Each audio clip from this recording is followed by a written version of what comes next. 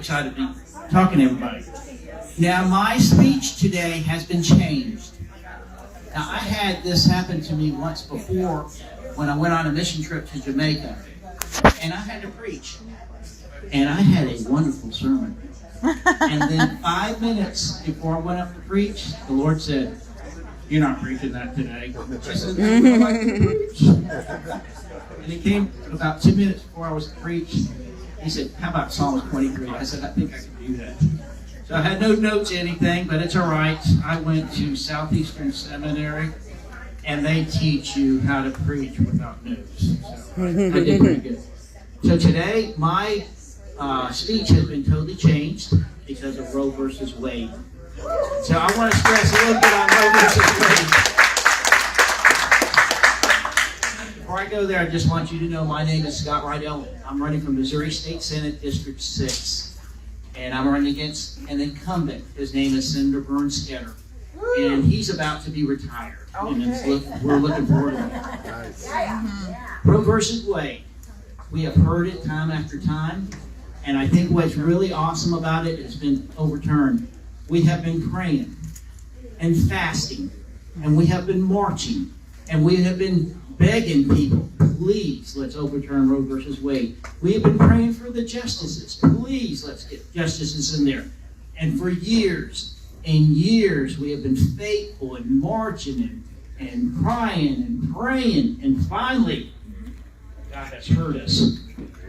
God has heard us because we have been faithful. We have been obedient. And we've never ever given up, and we knew this day would come. So this is an awesome day.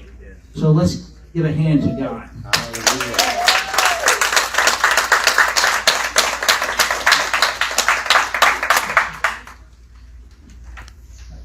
I served 31 years in the Army. I did 2 combat tours in Iraq, and I served with a cavalry unit and an infantry unit.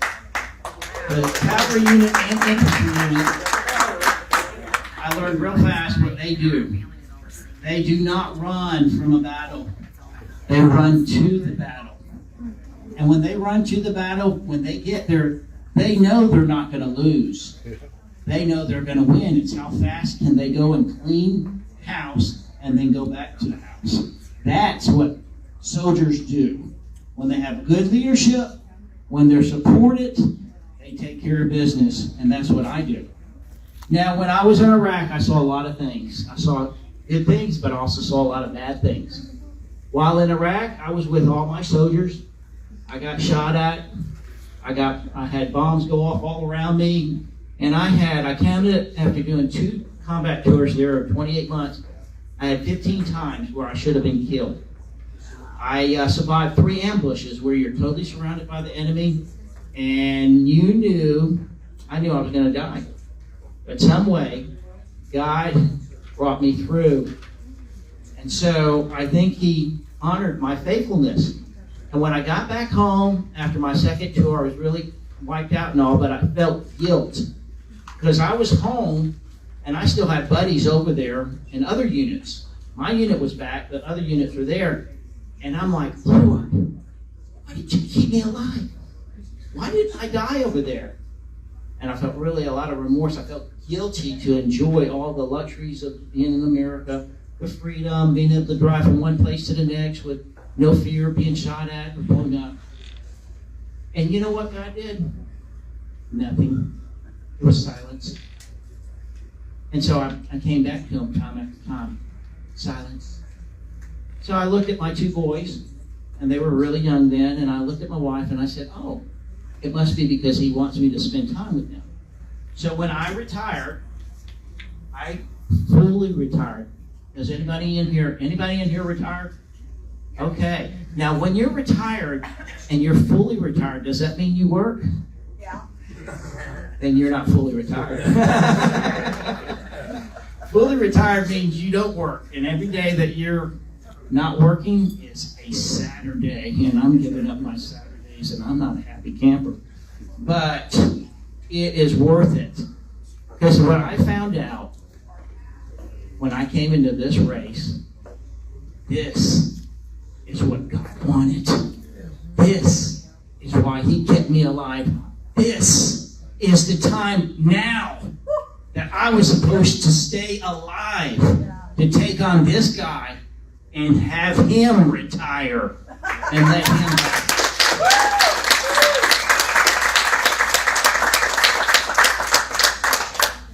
We need to save Missouri. Yes, we do. We need to save Missouri. Yeah, we do. I'm going to talk about these guys right here real fast. We got a sheet here for PAC 100. But there's a madness going on in the Capitol. Yes, sir. And it doesn't make any common sense. I'm a conservative Republican. And I was asked the other day when I went door to door in a town, one lady said, "So what does a conservative mean?" I said, "Common sense." That's what it means. Because there is no common sense going on up there. We have a super majority of Republicans. The problem is, they're not Republicans. They vote like Democrats. We have in this sheet here, we have about 7 to 8 senators in red. The rest are in purple. Those that are in purple are the Republicans, supposedly. But really, they're the Democrats. And they vote with the Democrats. And they were very proud at the end of the legislation. The Democrats said, "Oh yeah, we have the established Republicans vote with us the whole year so we can make sure the conservative Republicans in red would not win." And they did a good job. There's 11 of us that are running. 6 of us are going against incumbents. 5 of us are going for open seats. It is possible that all of us can win. And when I went up to Jeff City the first time, everybody kept saying, "How much money do you have? How much money do you have? You have 300,000? You need 300,000. You have 150,000? You need this." And they said, "So how much you have?" I said, "I got some money." I never told them the truth, but Don Hinkle will tell you, because he knows the deal. But we don't have the monies that you need, supposedly. But we don't need that money. It is out there when you do door to door. People are ticked. They're angry. And when we give them that sheet, they're like, "What? I didn't vote for that." I said, "You're right." I said, "But now you can fix it and vote me in. Because I really want to serve the people. I really want to be their voice." You see, I came out of retirement. I've got a 16-year-old and a 17-year-old that I don't even see. I mean, if I can go and take them with me door to door, at least I can spend some time with them. You know, I don't see my wife. I come in, change clothes, I go and put some other things, I do things, and then I go. I'm gone. And then I come back, I get ready for the next day. And everything is campaign, campaign, campaign. And it's full, it's total, 120%. You can ask my campaign manager, she does it too. And we're not getting paid. None of us are getting paid. And it's awesome. But we have to stop the madness. Yes. We have to stop the madness. So I come in, and a lot of people say, "Well, why should I vote for you?" I said, because there's a big difference from Senator Bernstetter and I. Let me just share a few things of his voting record. He voted for men to play girls' sports and be allowed in their locker rooms.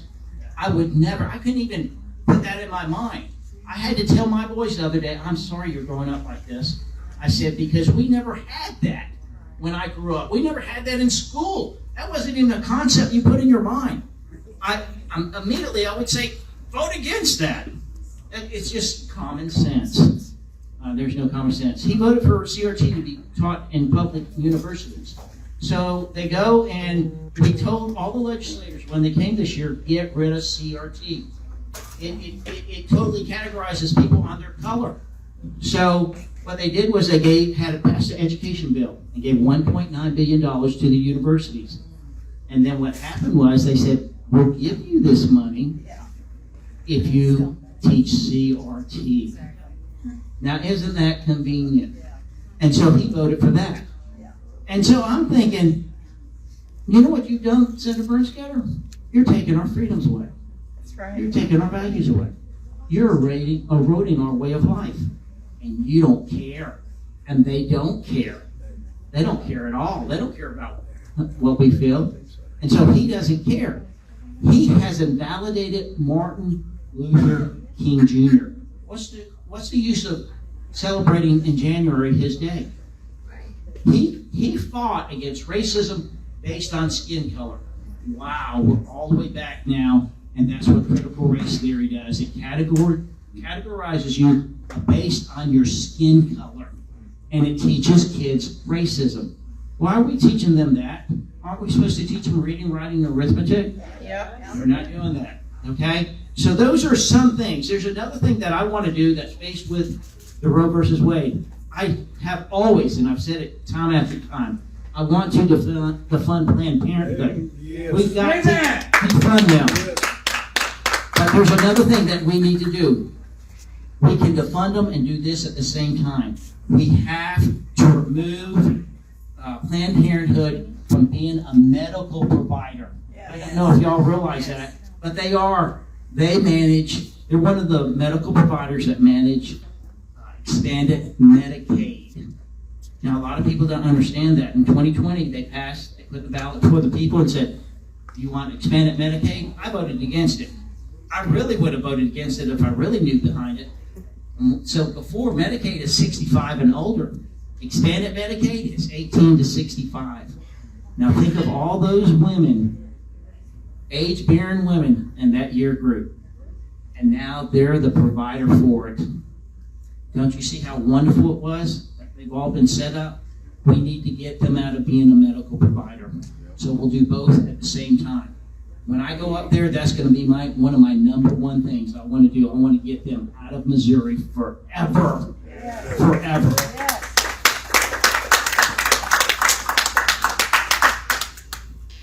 And just a few other things I want to state. I am a firm believer. I'm totally against the gas tax. I'm totally against the personal property tax. I do have a plan for both of them. We really didn't need both of them. We could have done something totally different. But they chose to tax. Taxing is a whole lot easier than making those hard decisions. I'll make the hard decisions. I have no problem with that because I know the people are behind me on this and this is what they want. But going back on this, everything comes down to the vote. I can't control the vote. All I can do is go door to door. All I can do is speak in radio programs and TV stations. All I can do is be consistent and constantly tell the people the truth. And then at the end of the day, I have to go and rest in my Father's hands. I want to read to you just a few scripture verses that I read and that I focus on a daily basis. The first one is Proverbs 3, 5, and 6. I know this one by heart really well. It says, trust in the Lord with all your heart. All of it. All of it. Trust in the Lord with all your heart. Lean not unto your own understanding.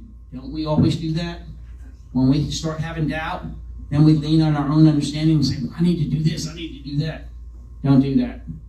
So trust in the Lord with all your heart. Lean on, not unto your own understanding. In all your ways, acknowledge Him. And you know what that means? Even when you don't think He's going to help you. And even when you think He's not there and He's not hearing you. Even when He's silent, He's hearing you. He's preparing for what's going to happen down the road. And what does He promise? I will direct your path.